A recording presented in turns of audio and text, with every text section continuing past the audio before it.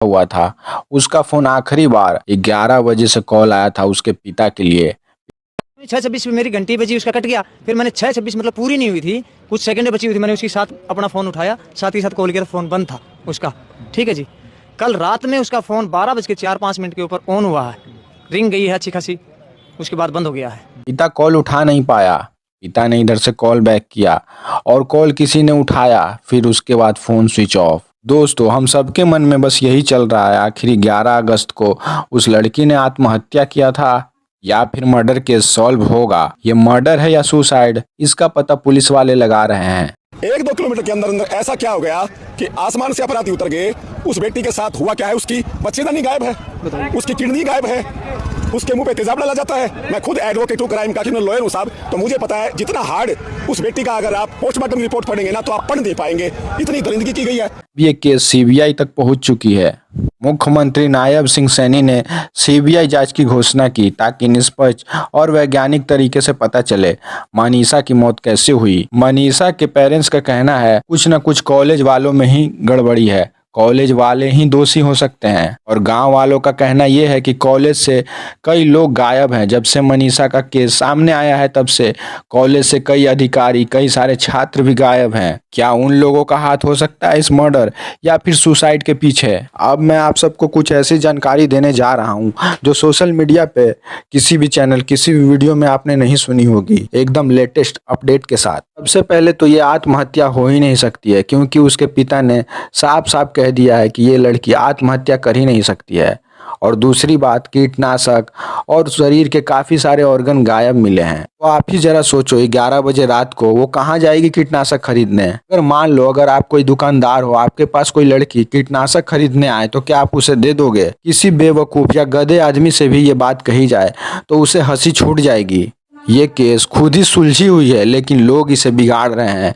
ये केस खुद चिल्ला चिल्ला के कह रही है कि ये मर्डर है, शुद्ध मर्डर, लेकिन लोग जो इसे दबाना चाहते हैं, बस इसे सोशल मीडिया का एक कंटेंट मात्र बनाना चाहते हैं, वो इस केस को आत्महत्या की तरफ मोड़ रहे हैं। सड़कों पे कैंडल मार्च बस यूं ही नहीं किया जा रहा, हमें ये चीज रोकना नहीं है, हमें इस चीज को और बढ़ावा देना है ताकि आखिर मुलजिम सामने आए। आज नहीं तो कल किसी और के साथ भी ये घटना होगी। आखिर दुबई में ऐसी घटना कभी क्यों नहीं होती? वहाँ के लोग चुप नहीं बैठते हैं, लेकिन ये इंडियन बस 2-3 घंटे वीडियो देख लिए, मामला ठंडा हो गया।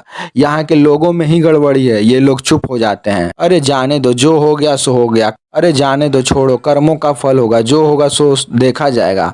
ऐसी अफवाहें मानकर लोग, यहाँ के लोग बस यूं ही बैठ जाते हैं। तो फिर सरकार को भी मौका मिल जाती है। जब मनीषा की लाश मिली थी तो उसका गला रेता हुआ था। अब जरा सोचो, आत्महत्या में कोई अपना गला कैसे रेत लेगा? सब मर्डर की ओर इशारा करते हैं। लेकिन अब मैं इस पे अपनी कोई ज़्यादा राय नहीं दे सकता हूँ। आप खुद सोशल मीडिया पे वीडियो और इतने सारे ब्लॉग पड़े हुए हैं, आप खुद पढ़ के समझ सकते हो। अगर मैं कुछ ज़्यादा बोला, ये मेरी अपनी पर्सनल राय नहीं है, मैं दी हुई गई जानकारियों पर ही आपको सब कुछ जानकारी दे रहा हूँ। अगर मैं कुछ ज़्यादा बोला तो शायद ये वीडियो हटा दी जाए। इस पर कार्रवाई की गई है, एसपी बदला गया है। अब ये पूरी की पूरी पागडंडी सीबीआई के हाथों में दे दी गई है। अब हम लोग की उम्मीद बस सीबीआई से है, क्या वो जांच में सफलता पाएगी और क्या मनीषा का मर्डरर सामने आ पाएगा? और अगर सीबीआई कुछ ना भी कर सकी तो लॉरेंस ने तो साफ साफ अपने ट्विटर पे ट्वीट कर दिया है, पुलिस वालों जल्दी से अपराधी को पकड़ो वरना फिर हम लोग पकड़ेंगे, चाहे सामने कितना भी मजबूत आदमी क्यों ना हो। आप सबसे बस यही कहना चाहूंगा, जो भी अपराधी है या फिर ये आत्महत्या है, चाहे जो भी हो,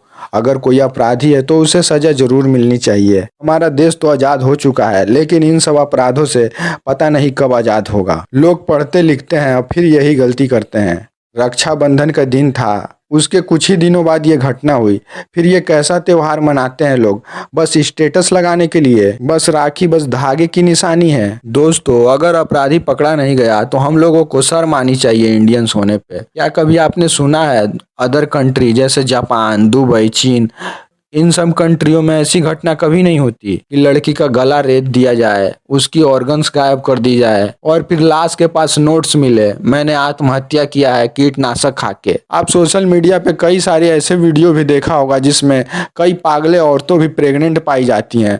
अब सोच लो इंडिया कितना गिर चुका है। अपनी हवस मिटाने के लिए बकरी से, गाय से, पागल औरतें बुढ़ियों से भी कर लेते हैं और फिर मनीषा जैसी लड़कियों के पास लिख देते हैं वो नोट्स। मैंने आत्महत्या किया है। हमारा देश वास्तव में कभी आजाद ही नहीं हो पाएगा। ये देश पहले अंग्रेजों का गुलाम था और अब अमीर और ताकतवर लोगों का गुलाम है। पहले अंग्रेज लोग यहाँ की औरतों का बलात्कार करते थे और अब दरिंदे भरे लोग, अमीर और दबंग लोग अभी भी वही काम कर रहे हैं।